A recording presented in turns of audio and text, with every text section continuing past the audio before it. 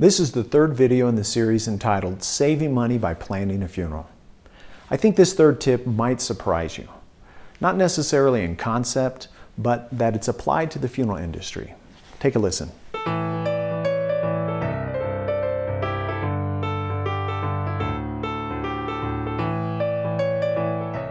Hi, I'm Randy Larson. Let's do a quick review. The first two ways to save money by planning a funeral ahead of time involve price comparing funeral homes and protecting your loved ones from making difficult decisions at a vulnerable time. Now let's talk about the third way you can save money while checking off one of the most difficult tasks in a person's life. Number 3, avoid pre-need counselors paid by commissions. Many people are surprised to learn that most pre-need counselors working for funeral homes are paid by commissions. In many cases, 100% commissions based. That means the more you spend, the more they take home. With the average price of a funeral costing well over $10,000 when you include cemetery expenses and other related charges, it's important not to pay for things you don't want or don't need. I think a terminology tip might be helpful here. The title funeral director describes a person who meets with families when a person dies. They call it an at-need funeral, which implies at the time of need. If you walk into a funeral home and want to plan your funeral ahead of time, you will typically meet with a pre-need counselor. As the name suggests, pre-need meaning before a person dies or before the time of need. These are two different people, paid very differently. Additionally, where most funeral directors attend mortuary school and are licensed and regulated by the State Funeral Board, pre-need counselors are governed by the Division of Insurance, and, it may surprise you to learn, generally have little to no actual funeral experience. How about them apples? I'll toss out a few extra data points just for grins. Pause the video if you want to take a closer look. Here are a couple reasons why commissions within this industry are so detrimental. First, to borrow a concept from the financial industry, full disclosure. It means the need within a business transaction for both parties to tell the whole truth about any material issue pertaining to the transaction. Simply put, it's a conflict of interest and you need to be aware of it. All of a sudden, that person's endorsement of the more expensive casket doesn't sound as genuine, does it?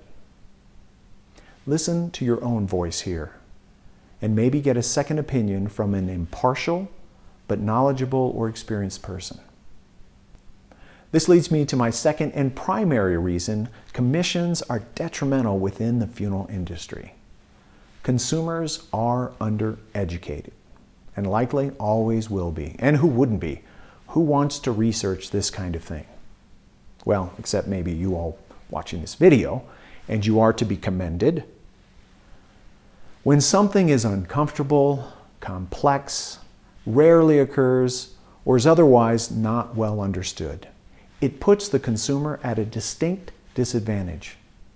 Add to that the hefty price tag, and you'll have stress on top of your doubt, on top of your grief. Here's a good tip when meeting with any salesperson, including a funeral director. Ask them if they are paid any commissions or bonuses. If so, on what? I'll grant you this might make that person uncomfortable, and possibly you too, but it levels the playing field. There's a Latin saying I think is fitting here. Caveat emptor. It means, let the buyer beware. Let's face it, not everyone feels ready to plan their funeral.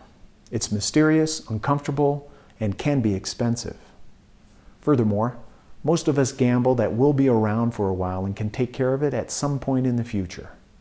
We often need something compelling to convince us to take action. Maybe saving thousands of dollars by planning a funeral can be that catalyst. Here's the math. By completing a funeral plan, you can save $1,600 by taking the emotion out of the decision-making process. You can also save up to $2,000 by selecting the appropriate funeral home, and let's call it an even $500 for working with somebody not based on commissions. Or if they are, at least the cat's out of the bag. That's a savings of $4,000. What could you do with $4,000? What could your loved ones do with $4,000? A college fund for a grandchild? A donation to a worthy cause? You fill in the blank, because that is a hefty sum. You know, I feel like I'm leaving you here wondering what to do. You can't very well go down to a funeral home and ask them to help you compare funeral homes, for example. And if I'm recommending that you not use pre-need counselors at funeral homes because they're typically based on commissions, what are the options? Well, if you will indulge me, I'd like to create one final short video where I can pull these money-saving tips together with an innovative and simple course of action. Be sure to check out the last video in this series entitled Saving Money by Planning a Funeral, Part 4 of 3. I'm Randy Larson with Funeral Consulting Services. Have a big, strong day.